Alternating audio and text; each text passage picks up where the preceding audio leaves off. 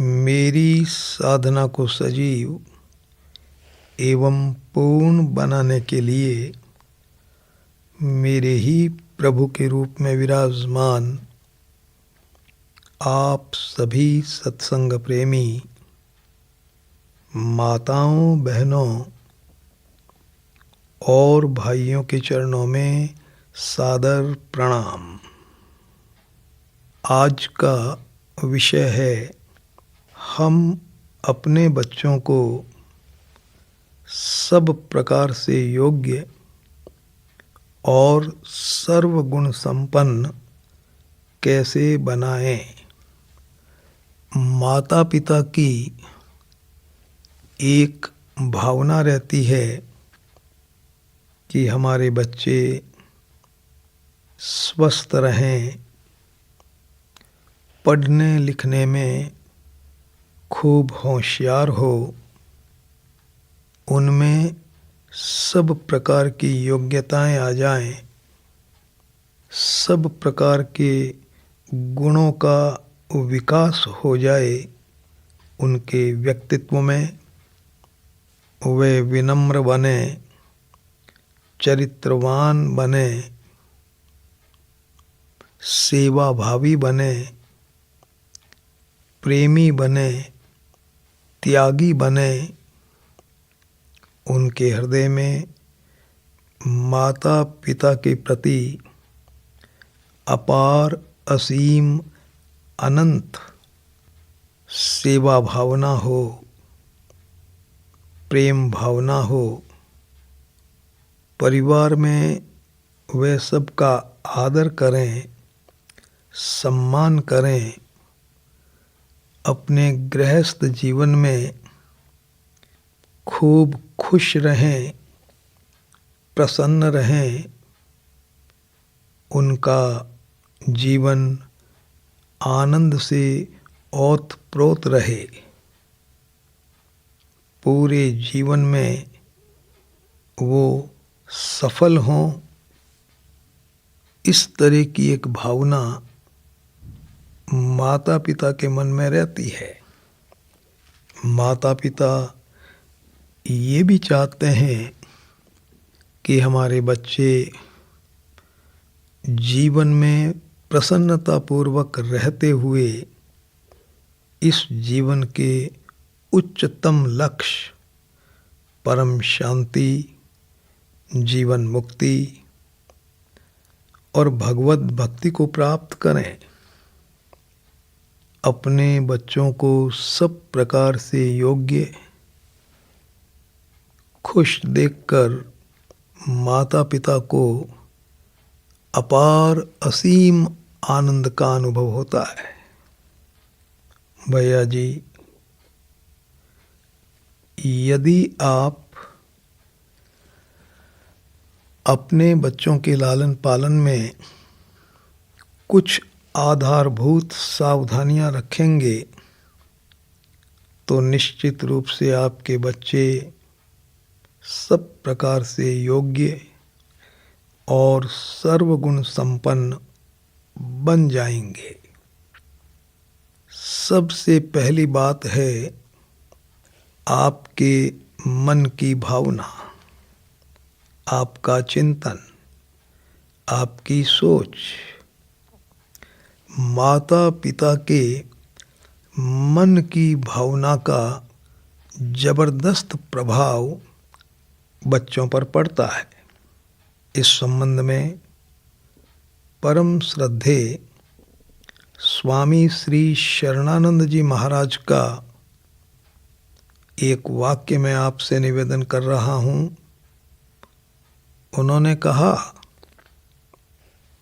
ममता की गोद में पले हुए बच्चे बेईमान और स्वार्थी होंगे, साधक की गोद में पले हुए बच्चे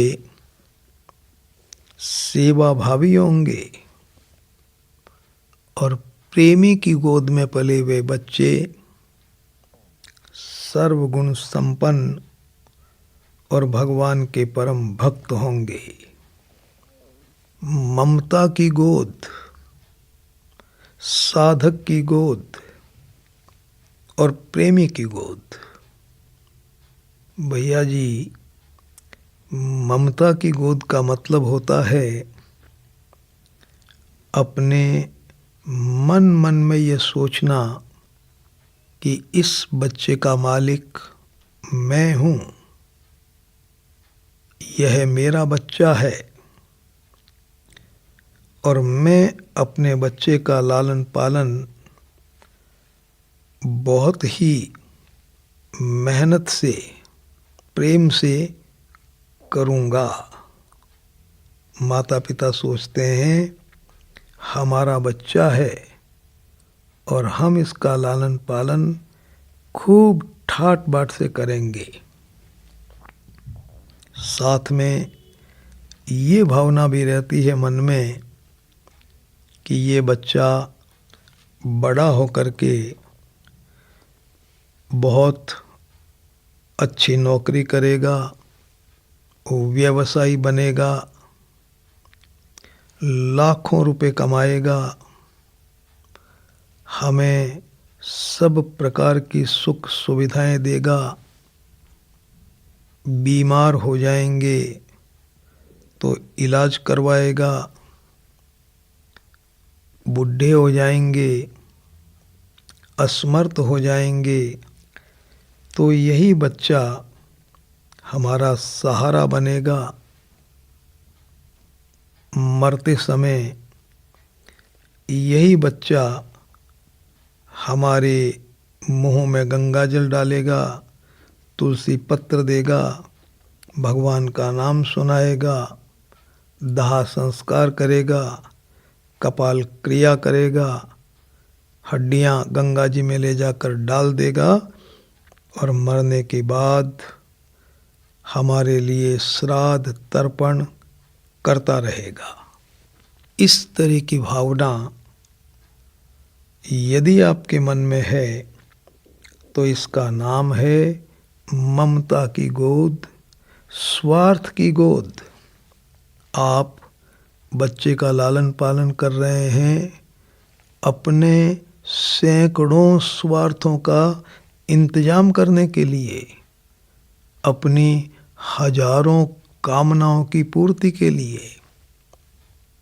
सोचिए, ये बच्चे का लालन पालन है या अपने सैकड़ों स्वार्थों का इंतजाम है? कहना पड़ेगा आपको कि ये हमारे कामनाओं की पूर्ति का एक इंतजाम है, ये बच्चे का लालन पालन नहीं है भैया जी। इस भावना से यदि आपने बच्चों का लालन पालन किया तो बड़े होकर के वे भी स्वार्थी बनेंगे। उनके मन में ये भावना रहेगी कि माता पिता हमारे लिए उपयोगी हैं या नहीं।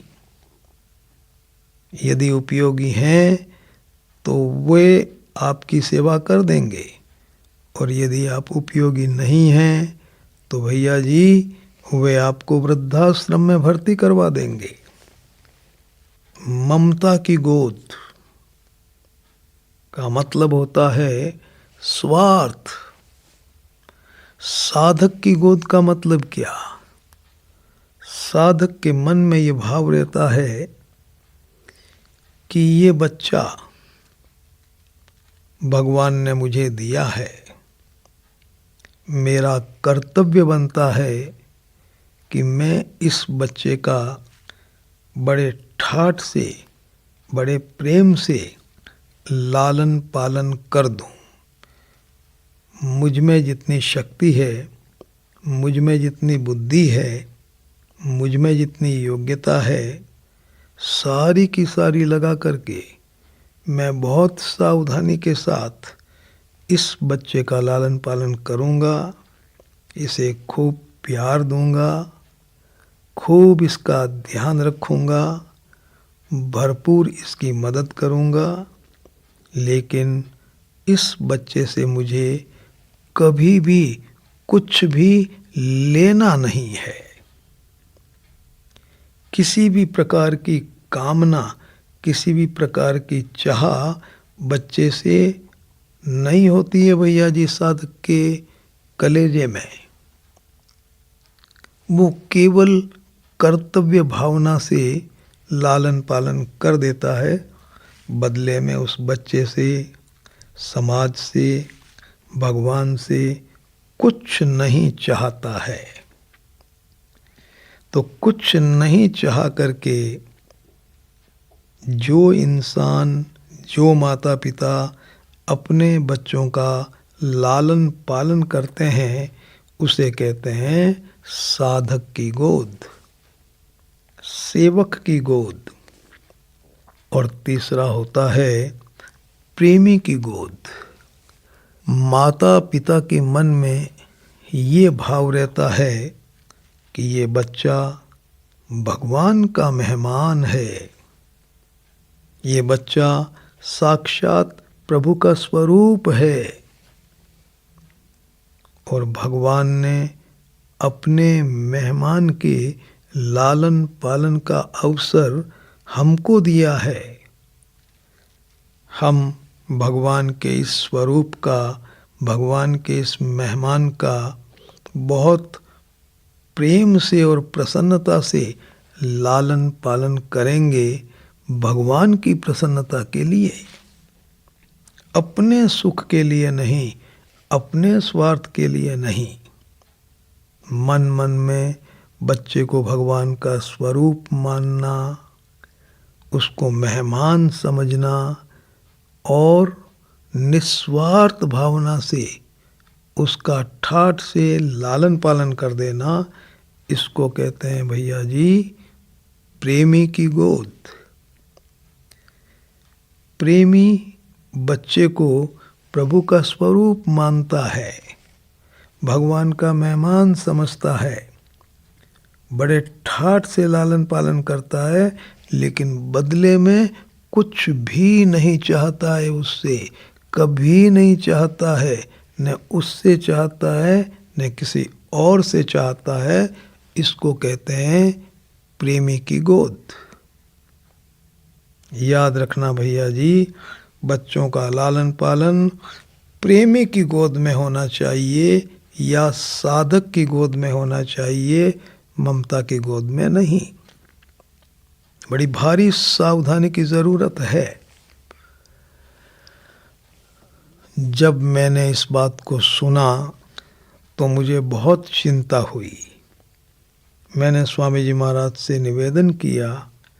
मैंने कहा महाराज, मुझे तो जानकारी थी नहीं, मेरे से बहुत बड़ी भूल हो गई। मैंने अपने सभी बच्चों का लालन पालन ममता की गोद में कर लिया। अज्ञानता से मुझसे ये भूल हो गई। अब मैं क्या करूं महाराज, बच्चों का लालन पालन तो हो गया। स्वामी जी महाराज ने एक बहुत बहुत बढ़िया बात कही। उन्होंने कहा कि बेटा, भगवान के घर का एक नियम है,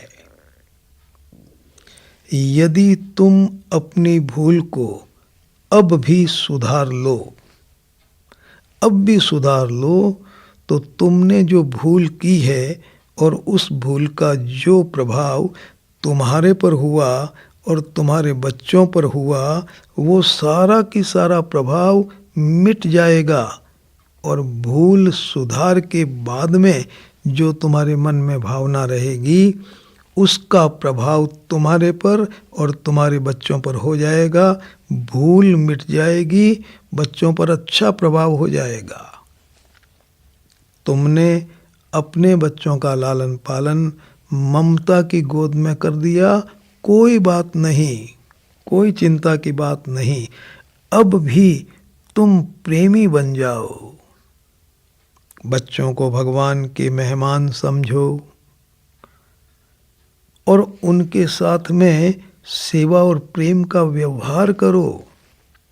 उनसे कभी भी कुछ भी लेने की आशा मत रखो, लेने की कामना मत रखो।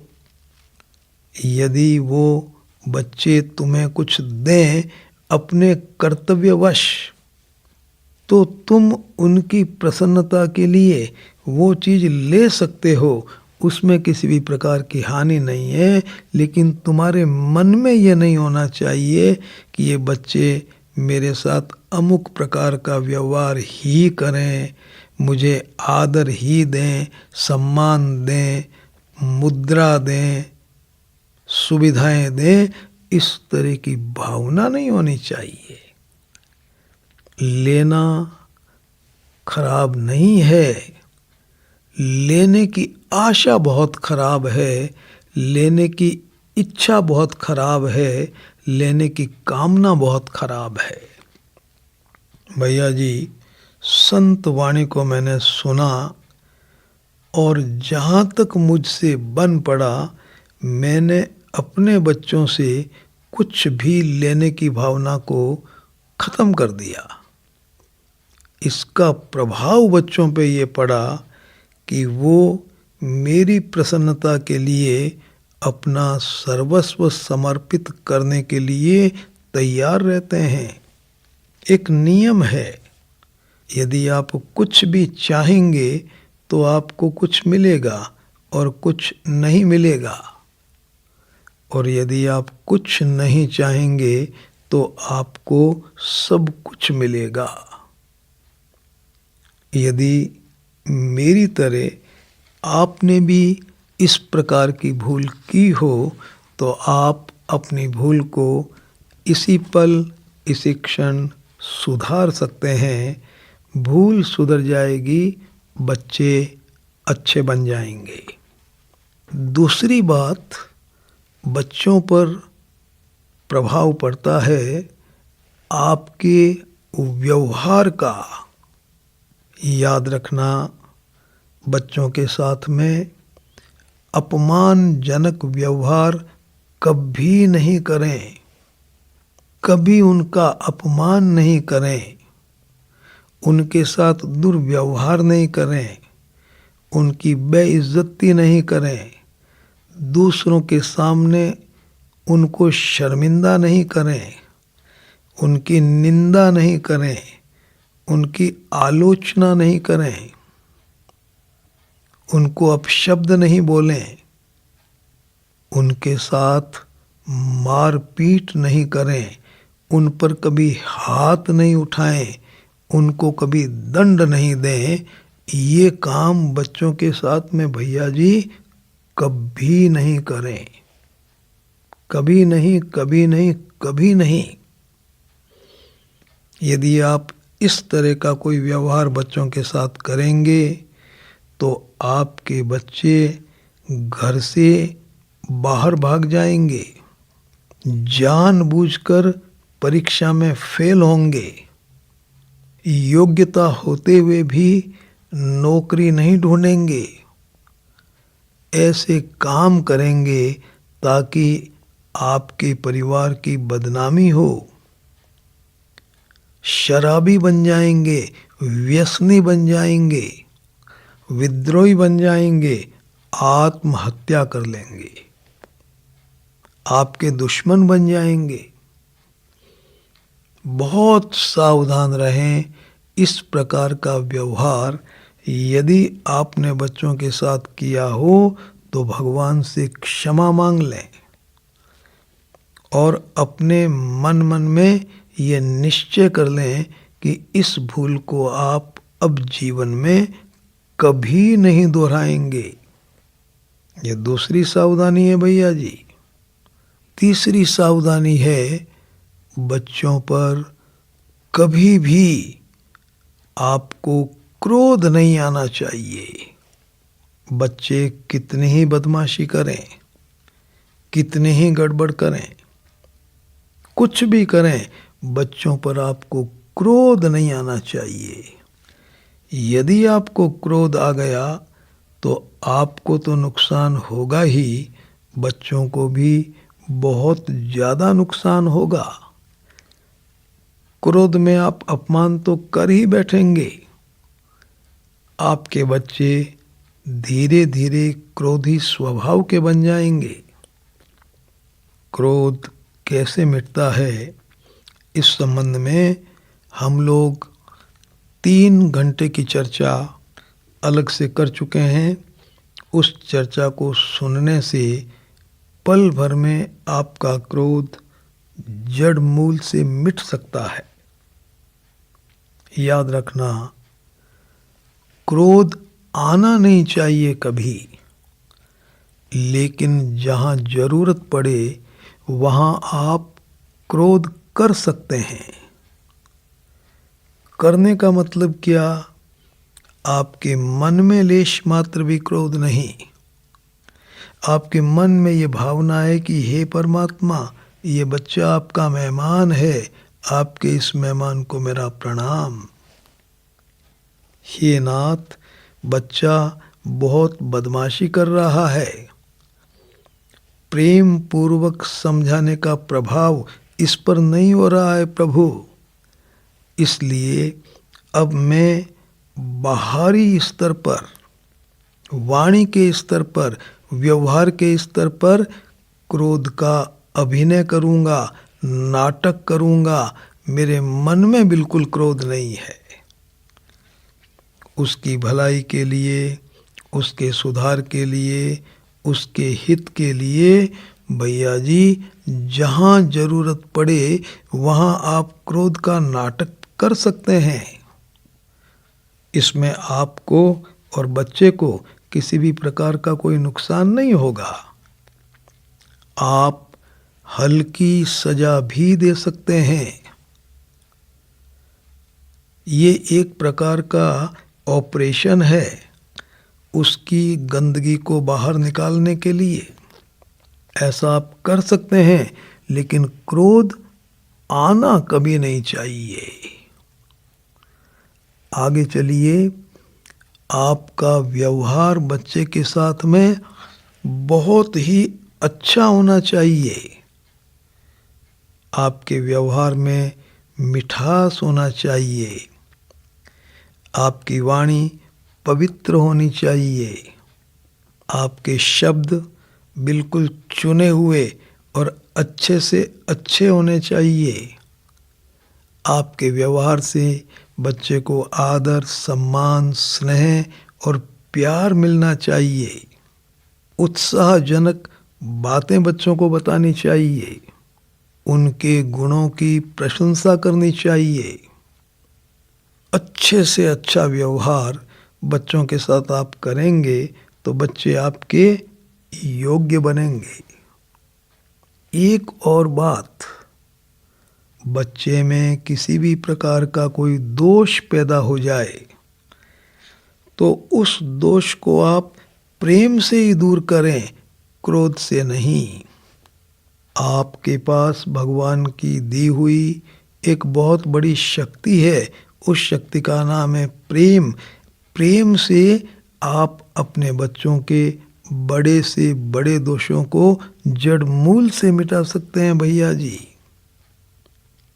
ये अलग विषय है कि प्रेम से हम अपने बच्चों के दोषों को किस तरह से मिटाएं, परिवारजनों के दोषों को किस प्रकार से मिटाएं। इस संबंध में भी अलग व्याख्यान हो चुका है। आप उसको ठीक से पढ़ें। 1 घंटे का व्याख्यान है ये। प्रेम से दोषों को दूर करने के लिए आपको अपने मन की भावना को सही करना पड़ेगा, व्यवहार को सही करना पड़ेगा, उसको समझाना पड़ेगा, सद्भावना पूर्वक सजा देनी पड़ेगी और भगवान पर छोड़ देना पड़ेगा। पूरा विवरण अलग से है। लेकिन बच्चे पर क्रोध नहीं करें, दंड नहीं देवें, मारपीट नहीं करें दोषों को दूर करने के लिए। छोटा बच्चा है तो उसके साथ में आपका 2 प्रकार का व्यवहार होना चाहिए। बच्चे को प्यार भी मिलना चाहिए और बच्चे के साथ न्याय भी होना चाहिए। स्वामी जी महाराज का एक बहुत सुंदर वाक्य है, माता पिता से बच्चों को प्यार मिलता है, न्याय नहीं। और नौकरों से बच्चों को न्याय मिलता है, प्यार नहीं। बच्चों को प्यार भी मिलना चाहिए और न्याय भी मिलना चाहिए। नौकर न्याय दे देते हैं, प्यार नहीं, और माता पिता प्यार दे देते हैं, न्याय नहीं। प्यार का मतलब है सद्भावना, प्रसन्नता, दो अपने बच्चों को। न्याय का मतलब होता है उनकी उचित इच्छा को पूरा कर दो, अनुचित इच्छा को पूरा मत करो। जिस इच्छा की पूर्ति से बच्चे को सुख मिलता है, सुविधा मिलती है, उसका हित होता है, भला होता है, उस इच्छा को आप अवश्य पूरी करें। लेकिन जिस इच्छा को पूरी करने से बच्चे को आरंभ में सुख तो मिलता है, लेकिन परिणाम में उसका अहित हो जाता है, भैया जी उस इच्छा को पूरा नहीं करें। आपका छोटा बच्चा है, टॉफ़ी मांगता है, चॉकलेट मांगता है, आप उसको उचित मात्रा में टॉफ़ी और चॉकलेट दे सकते हैं, उचित मात्रा में ही देना चाहिए। बच्चा रोता है, आप बार बार उसको चॉकलेट दे देते हैं, ये न्याय नहीं है भैया जी। मैंने एक बच्चे को देखा जिसके सारे दांत खराब हो गए भैया जी चॉकलेट खाने से। माता पिता की भूल रही उसमें, प्यार दिया, न्याय नहीं। खाने पीने के मामले में बहुत सावधानी से आप सुने, बच्चे के साथ में न्याय ही करना चाहिए। प्यारवश उनको ऐसी चीज़ें नहीं खिलानी चाहिए जिनसे बच्चों का अहित होने की संभावना हो। समझाना चाहिए, कभी प्रेम पूर्वक डांट देना चाहिए, बातचीत करनी चाहिए। तो निवेदन मैं आपसे ये करूं कि बच्चों को प्यार भी दो, बच्चों के साथ न्याय भी करो। और अंतिम एक बात जिसका प्रभाव बच्चों पर बहुत ज़बरदस्त पड़ता है, वो बात है आपके व्यक्तित्व के गुण और अवगुण। माता पिता के व्यक्तित्व में जो गुण होते हैं उनका प्रभाव बच्चों पर बहुत ज़बरदस्त पड़ता है, और माता पिता के व्यक्तित्व में यदि अवगुण होते हैं ना, तो उनका प्रभाव भी बच्चों पर ज़बरदस्त पड़ता है। ध्यान से सुनना। रूस में एक वैज्ञानिक हुआ, उसने लगभग 30-35 वर्ष तक एक प्रयोग किया। और प्रयोग क्या किया, एक बहुत बड़े मैदान में वो पौधे लगाता था। कभी किसी तरह के पौधे, कभी किसी तरह के पौधे, कभी किसी तरह के पौधे कतार में लगा देता था, और फिर उन पौधों का लालन पालन करता था। तो भैया जी मिट्टी समान, खाद समान, पानी भी समान, जलवायु भी समान, सब कुछ समान, लेकिन पौधों के विकास में हर बार वो अंतर देखता था। कोई पौधा बहुत बड़ा हो गया, कोई छोटा रह गया, कोई मझला रह गया, कोई मुरझा गया, कोई मर गया। इस तरह से हर बार पौधों के विकास में अंतर। कारण क्या रहा अंतर का? सब कुछ समान होते हुए भी अंतर का कारण इतना जोरदार जिसकी आप कल्पना नहीं कर सकते। अंतर का कारण ये रहा, जब वह पौधों में पानी देता था तो पानी दिलवाने का काम अलग अलग पौधों में अलग अलग व्यक्तियों से करवाता था। जैसे पहले पौधे में किसी संत से पानी दिलाया, पाइप वही है पानी देने वाला और पानी भी वही है, केवल संत ने ऐसे हाथ से पकड़ लिया उस पाइप को और पौधे में पानी दे दिया। दूसरे पौधे में पानी दिलाया, किसी चरित्रहीन आदमी से, तीसरे पौधे में पानी दिलाया किसी चरित्रवान आदमी से, चौथे पौधे में पानी दिलाया किसी ईमानदार और विनम्र व्यक्ति से, और पांचवें पौधे में पानी दिलाया किसी चोर और डाकू से। भैया जी 30-35 बरस तक उसने एक ही चीज पाई कि जिस पौधे में अच्छे चरित्रवान व्यक्ति ने पानी दिया वो पौधा बहुत विकसित हो गया, और जिस पौधे में चरित्रहीन और खराब व्यक्ति ने पानी दिया भैया जी वो पौधा मर गया, मुरझा गया, सूख गया। और ये सब प्रकार के पौधों में हुआ, और हर बार ऐसा ही हुआ। 30-35 साल तक ऐसा होता रहा। फिर उसने ये नतीजा निकाला इतना बड़ा प्रयोग करके कि पौधों के विकास पर व्यक्ति के गुण और अवगुणों का प्रभाव पड़ता है। सोचिए, जब पौधों के विकास पर इंसान के गुण, अवगुण और चरित्र का प्रभाव पड़ सकता है तो आपके बच्चों पर पड़ेगा कि नहीं भैया जी। इसलिए माता पिता को चाहिए कि यदि वे अपने बच्चों को योग्य बनाना चाहते हैं, गुणों से संपन्न करना चाहते हैं, तो इसका एक बहुत बड़ा उपाय है कि वो खुद चरित्रवान बने, अपने व्यक्तित्व में गुणों का विकास वो स्वयं करें। इन आधारभूत सावधानियों को यदि आप रखेंगे भैया जी तो आपके बच्चे बहुत योग्य और सर्वगुण संपन्न बन जाएंगे। ये तो थी आधारभूत सावधानियां। अब मैं आपसे निवेदन कर रहा हूं बच्चों के लालन पालन के संबंध में कुछ विशेष बातें।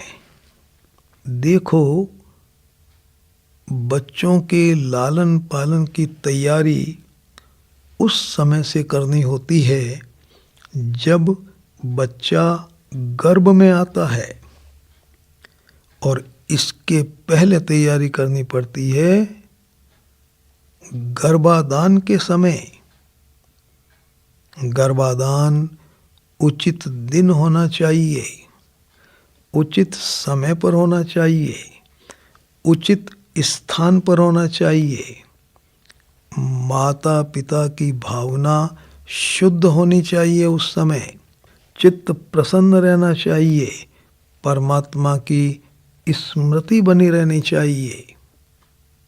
यह है गर्भाधान के समय की सावधानियां। हमारे शास्त्रों में कुछ ऐसे दिन बताए गए जिस दिन गर्भाधान नहीं होना चाहिए। इसकी जानकारी ग्रंथों से करनी चाहिए। मुझे तो इतना ही पता है कि एकादशी, अमावस्या, पूर्णिमा, दिवाली, लक्ष्मी पूजन आदि वे दिन हैं जिन दिनों में गर्भाधान नहीं होना चाहिए।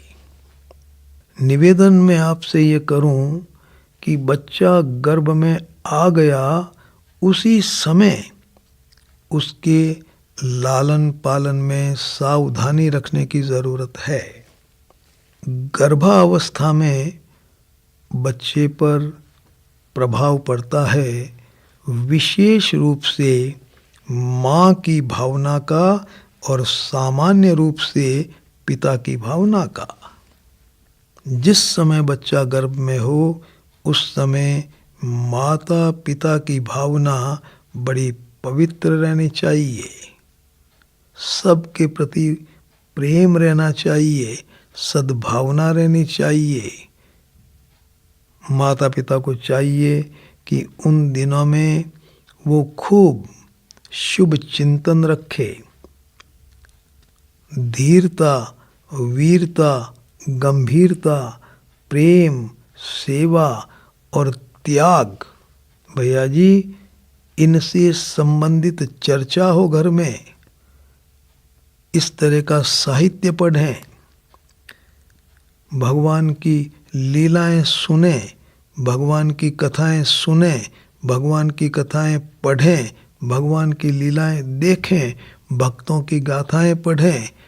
वीर जितने भी बहादुर हमारे यहाँ देशभक्त हुए उनके चरित्रों को देखा जाए तो माता पिता की भावना शुद्ध रहे, उनके कार्यकलाप बहुत बढ़िया रहें। जिस समय बच्चा गर्भ में रहता है, गर्भावस्था में बच्चे पर प्रभाव पड़ता है माता पिता की भावना का और माता पिता के कार्यकलापों का। कार्य बहुत अच्छे होने चाहिए उन दिनों में। बच्चा आपका योग्य बन जाएगा, आपकी भावना और आपके कार्यकलाप का प्रभाव बच्चे पर पड़ेगा।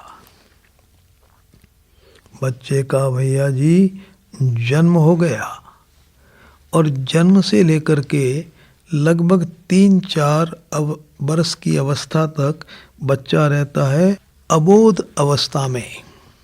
याद रखिए, अबोध अवस्था में भी आपके बच्चे पर प्रभाव पड़ेगा आपकी भावना का और आपके क्रियाकलापों का। बच्चे का जन्म होते ही आप अपने मन में ये भावना रखें कि ये बच्चा भगवान का मेहमान है, ये बच्चा प्रभु का स्वरूप है। इस तरह की भावना होनी चाहिए। मेरा बच्चा मेरा बच्चा मेरा बच्चा ऐसा नहीं। दूसरे पूछें कि किसका बच्चा है, आप बताइए कि मेरा बच्चा है। लेकिन मन में इस तरह की भावना नहीं रखें। मन में ये सोचें कि ये भगवान का मेहमान है, ये प्रभु का स्वरूप है। भगवान ने अपने मेहमान के लालन पालन का एक सुअवसर हमको दिया है। हम बहुत भाग्यशाली हैं। प्रभु के स्वरूप का हम बहुत प्रेम से, ठाठ से, आनंद से लालन पालन करेंगे। बच्चे को भगवान का मेहमान समझें और मेहमान समझ करके दिन में अनेक बार बच्चे को प्रणाम करें। हे भगवान, आप स्वयं मेरे बालक के रूप में पधारे हैं। प्रभु, आपके इस रूप को मेरा प्रणाम। हे परमात्मा, ये बच्चा आपका मेहमान है, आपके इस मेहमान को मेरा प्रणाम। इस तरह की भावना भैया जी आपके हृदय में रहनी चाहिए। घर में खूब कथाएं, कीर्तन, भजन होना चाहिए जिस समय बच्चा अबोध अवस्था में है। पवित्र कार्य होने चाहिए, सेवाएं होनी चाहिए, कथाएं होनी चाहिए, लीलाएं होनी चाहिए। बच्चे पर जबरदस्त प्रभाव पड़ता है।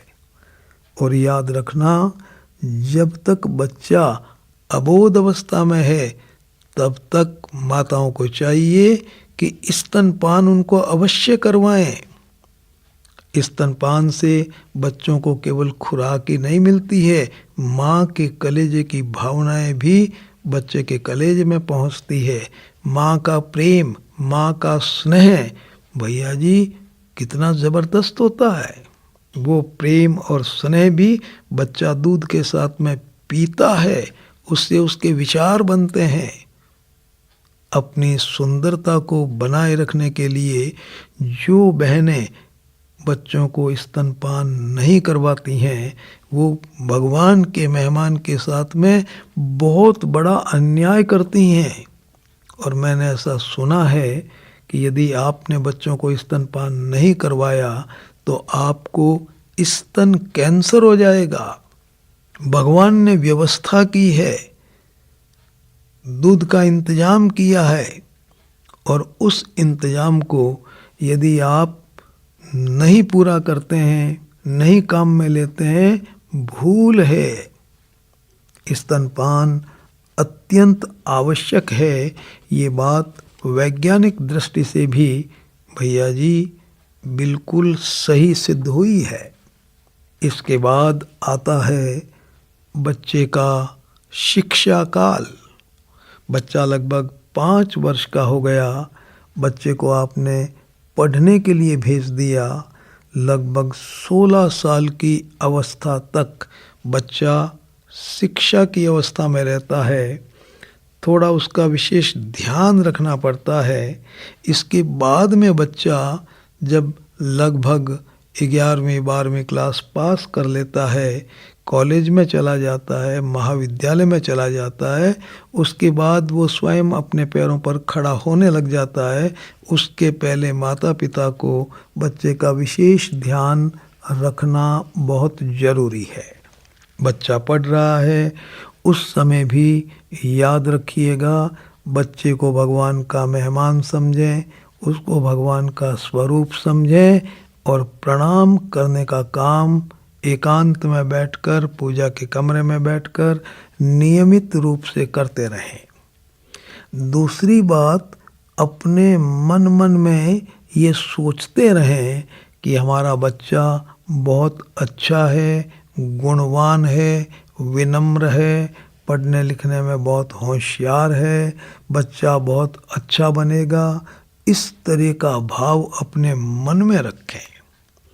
याद रखना, मैंने संत वाणी में एक बहुत विचित्र बात सुनी कि आप जैसा सोचेंगे वैसा ही आपका बच्चा बन जाएगा। यदि आप सोचेंगे कि मेरा बच्चा बहुत होशियार है, बहुत सुशील है, बहुत विनम्र है, बहुत गुणी है, आपका बच्चा वैसा ही बन जाएगा, अच्छा, होशियार, गुणी।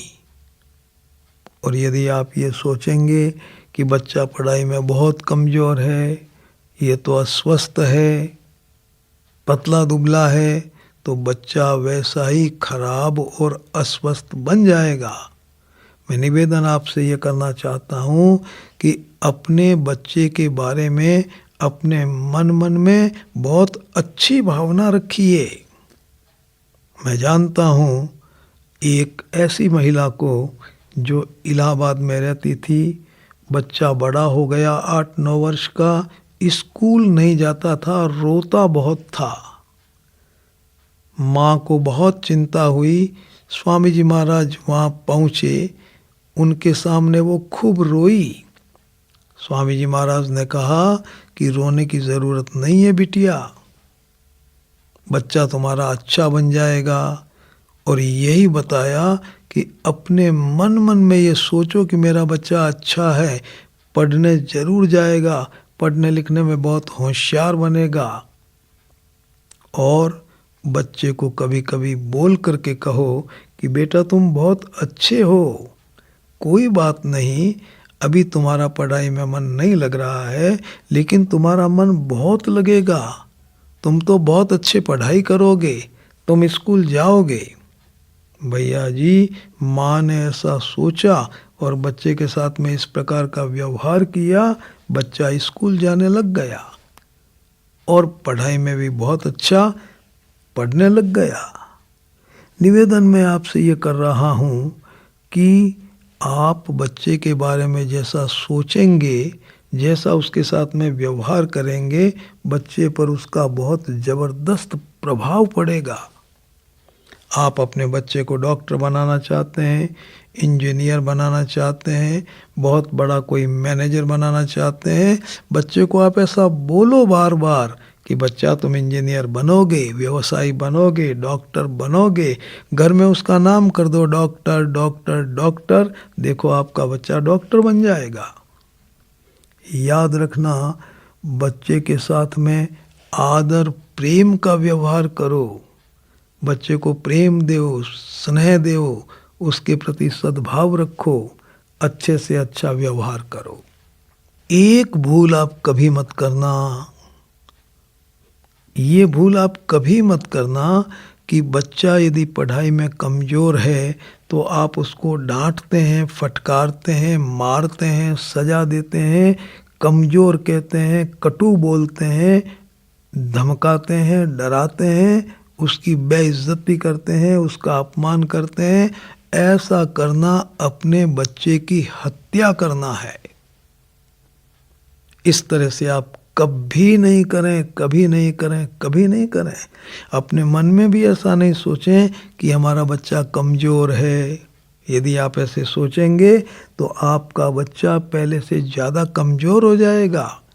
बच्चों को ऐसा बोलें भी नहीं कि तुम्हें कुछ नहीं आता, तुम पढ़ते ही नहीं हो, तुम बहुत कमज़ोर हो, तुम्हें याद ही नहीं रहता है, तुम्हारे परीक्षा में अच्छे नंबर ही नहीं आते। ऐसा कभी नहीं बोलें और न कभी ऐसा सोचें। यदि आपने इस तरह से सोचा और बोला तो बच्चे के कोमल हृदय पर खराब संस्कार अंकित हो जाएंगे। और याद रखना, बच्चा वास्तव में पढ़ाई में कमज़ोर हो तो भी आप ऐसा नहीं सोचें कि ये कमज़ोर है। आपको ऐसा ही सोचना चाहिए कि बच्चे में किसी भी प्रकार की कोई कमी नहीं है। शारीरिक दृष्टि से इसके सारे अंग मौजूद हैं, भीतर और बाहर के सब अंग मौजूद हैं। बच्चे में किसी भी प्रकार की कोई कमी नहीं है, लेकिन विशेष किसी कारण से इस समय बच्चा कमज़ोर हो सकता है। हमारा बच्चा कमज़ोर है नहीं, योग्य है, और इसमें वो योग्यता अवश्य उभर करके आएगी। बच्चे को सरल सवाल देवें और यदि वो सही उत्तर दे दें, प्रशंसा करें, उत्साह दिलाएं, बहुत आगे बढ़ जाएगा आपका बच्चा। लेकिन दुर्व्यवहार नहीं करें, मन मन में उस तरह की कोई भावना नहीं रखें। और यदि बच्चा कोई भूल कर दे, कोई गलती कर दे, तो याद रखना, उसको डांटना नहीं है, फटकारना नहीं है, मारना नहीं है, सजा नहीं देना है। दुर्व्यवहार तो करना ही नहीं बच्चों के साथ में। अरे कोमल हृदय है, बड़ा बुरा संस्कार अंकित हो जाता है। भूल करता है ना भैया जी, कोई भी छोटे से छोटा बच्चा, उसको भूल का एहसास हो जाता है, पता चल जाता है उसे। कांच के गिलास से टूट गई, नीचे गिर गई, बच्चा घबराता है, एहसास होता है कि मेरे से गलती हो गई, माँ मुझे पीटेगी, सजा देगी।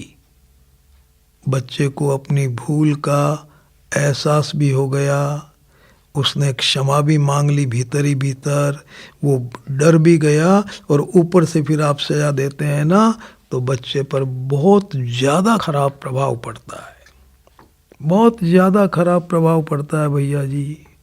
इसलिए भूल को सुधारना हो तो अच्छे व्यवहार से ही सुधारें। डांटना, फटकारना, मारना, ये सब आप कभी नहीं करें। और बच्चे में किसी भी प्रकार की कोई बुराई पैदा हो जाए, मान लीजिए पान मसाला खाना शुरू कर दिया, कोई गुटखा खाना शुरू कर दिया, बीड़ी सिगरेट पीना शुरू कर दिया, तो बच्चे के उस दोष को आप प्रेम से ही दूर करें। क्रोध का केवल अभिनय कर सकते हैं। क्रोध आना आपको कभी नहीं चाहिए, कभी नहीं चाहिए, कभी नहीं चाहिए। मारपीट और दुर्व्यवहार बच्चे के साथ में कभी नहीं होना चाहिए, कभी नहीं किया जाना चाहिए। सजा देने से बच्चा डरपोक बनता है, दब्बू बनता है, उसमें हीनता पैदा होती है, दीनता पैदा होती है, बहुत बड़ा नुकसान होता है, उसकी शक्तियां कुंठित हो जाती है, दब जाती हैं, बच्चे का विकास रुक जाता है। ये एक प्रकार से अपने बच्चों की हत्या करना है, मैं आपसे निवेदन करूं।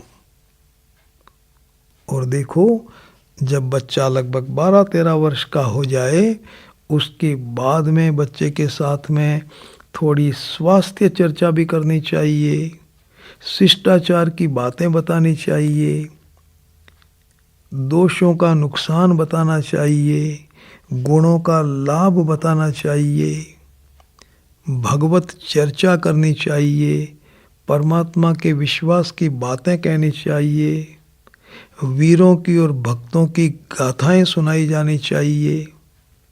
यह है लगभग 12 से 13, 14, 15 साल की अवस्था में आप अपने बच्चों के साथ में इस तरह का व्यवहार करें।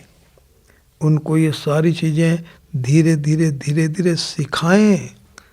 बच्चों के मन में बड़ी ललक रहती है इन सब चीज़ों के सुनने की भैया जी, बहुत ललक रहती है।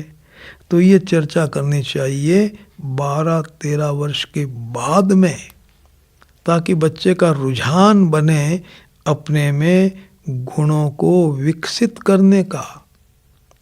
स्वास्थ्य के संबंध में बताया जाना चाहिए कि बेटा दोनों समय दांतों को इस तरह से साफ करने से ये लाभ होता है। सवेरे जल्दी उठने से प्रकृति की तरफ से अमृत वर्षा का लाभ मिलता है। सवेरे उठ करके एक आधा ग्लास पानी पीने से आदमी कैसा स्वस्थ रहता है। भगवान के सामने जाकर के सिर झुकाए, उनसे सद्बुद्धि मांगे तो बच्चे का आत्मविश्वास बढ़ता है। तो इस तरह की बातें बच्चों को बताई जानी चाहिए 12 वर्ष की उम्र के बाद। उसके पहले छोटी अवस्था में बच्चों पर शिष्टाचार की बातें नहीं लादनी चाहिए। मैंने देखा है माता पिता को कि 6-7 साल का बच्चा है, कहीं किसी के घर गए और उसने बिस्कुट उठा करके मुंह में डाल लिया। बच्चा है, घर आने पर उसको बहुत बड़ी सजा दे दिया। ये बच्चे की हत्या है, हत्या। अरे मेरे भैया जी, बच्चा है, वो बच्चा जैसा ही करेगा, करने दो उसे लड़कपन। क्यों आप चाहते हैं उससे कि 7 वर्ष का बच्चा 20 साल जैसा व्यवहार करे? बड़ा होने के बाद भी क्या इस तरह से बिस्कुट खाता रहेगा? खाने दो, बच्चा है, उल्टा उसको प्यार देना चाहिए, सम्मान देना चाहिए। और याद रखना, जब बच्चा लगभग 17-18 वर्ष का हो जाए तब तक उसका विशेष ध्यान रखना है। 13 वर्ष से लेकर के 19 वर्ष की अवस्था को टीन एज कहते हैं। अंग्रेजी में बोलते हैं ना 13, 14, 15, तो ये टीन आता है 19 तक। तो ये जो टीन अवस्था होती है 13 से लेके 19 वर्ष तक की अवस्था, यह बच्चों के बिगड़ने की अवस्था है। इस समय बच्चों के मन में ये भाव रहता है कि हमें सब कुछ पता है, हम बहुत बुद्धिमान हैं, हम सब कुछ जानते हैं। और भैया जी, कभी कभी यदि आप ध्यान नहीं रखते हैं तो आपके बच्चे बिगड़ सकते हैं। इसलिए इस अवस्था में बच्चों का आप विशेष ध्यान रखें। कहाँ जाते हैं, किन से बात करते हैं, किसी से इसका कोई संबंध तो नहीं बन रहा है, बच्चा अपना निर्णय तो नहीं कर रहा है शादी विवाह का। इस तरह की बातें माता पिता को अच्छी तरह से ध्यान में रखनी चाहिए। बच्चों को बताते भी रहना चाहिए कि वो सावधान रहें अपने जीवन में, किसी भी प्रकार का अवगुण उनके व्यक्तित्व में प्रवेश न कर जाए। अब आपका बच्चा बड़ा हो गया, वो महाविद्यालय और विश्वविद्यालय का छात्र बन गया, उच्च शिक्षा ले रहा है, तब भी माता पिता की दृष्टि बच्चे पर रहनी चाहिए। उस समय आपको ये विशेष ध्यान रखना है कि बच्चा शराबी नहीं बन जाए। उसका खान पान शुद्ध रहना चाहिए, पवित्र रहना चाहिए। शराब एक फैशन बनता जा रहा है और शराब के नुकसान आपको पता है, कितना भीषण नुकसान होता है शराब का। तो उस समय भी बच्चे का इतना तो ज़रूर ध्यान रखें कि वो पश्चिमी सभ्यता के रंग में रंग करके भैया जी कहीं शराबी नहीं बन जाए, सिगरेट पीने वाला नहीं बन जाए, व्यसनी नहीं बन जाए। ये बात ध्यान में रखनी है आपको। यदि बच्चा शराबी बन गया, उसका जीवन बर्बाद हो जाएगा। इसके बाद बच्चा बड़ा हो गया, आपने उसकी शादी कर दी, पुत्र वधू घर में आ गई, बच्चे को हल्का सा ज्ञान करवाया जाना चाहिए इस बात का कि उसे अपने दाम्पत्य जीवन में कैसे रहना चाहिए। दाम्पत्य जीवन बच्चों का बड़ा दुखमय बनता जा रहा है। मैं तो आपसे ये निवेदन कर रहा हूँ कि दाम्पत्य जीवन सुख में सफल कैसे बने, ये पढ़ाई में पढ़ाया जाना चाहिए। सिलेबस में इसका एक अलग से पाठ होना चाहिए। दाम्पत्य जीवन को सुखमय कैसे बनाएं, इस तरह के व्याख्यानों का इंतजाम किया जाना चाहिए। बच्चों को ट्रेनिंग दी जानी चाहिए शादी करने से पहले कि वो किस तरह से अपने वैवाहिक जीवन को सफल बना सकते हैं। भैया जी, बच्चे बड़े हो गए। बड़े बच्चों के जीवन में आपको उनके व्यक्तिगत जीवन में किसी भी प्रकार की बाधाएं नहीं डालनी चाहिए। बच्चे को स्वतंत्रता पूर्वक रहने देना चाहिए। बच्चे को अपने पैरों पर खड़ा होने देना चाहिए। माता पिता का ये कर्तव्य नहीं है कि बच्चे बड़े हो गए फिर भी उनके साथ में बच्चों जैसा ही व्यवहार आप कर रहे हैं, उनके सब कामों को आप कर रहे हैं, मदद कर रहे हैं। ऐसा नहीं, बच्चों को अब अपने पैरों पर खड़ा हो जाने दो, उनको अपने ढंग से जीवन जीने दो। आप केवल इतना ही ध्यान रखो कि उनमें किसी भी प्रकार का कोई अवगुण पैदा न हो। बस भैया जी, यह है बच्चों के लालन पालन में रखी जाने वाली सावधानियाँ। यदि आप इन सावधानियों को रखेंगे, आपके बच्चे सब प्रकार से योग्य और सर्वगुण संपन्न बन जाएंगे। आपका जीवन सुंदर बन जाएगा। सादर प्रणाम।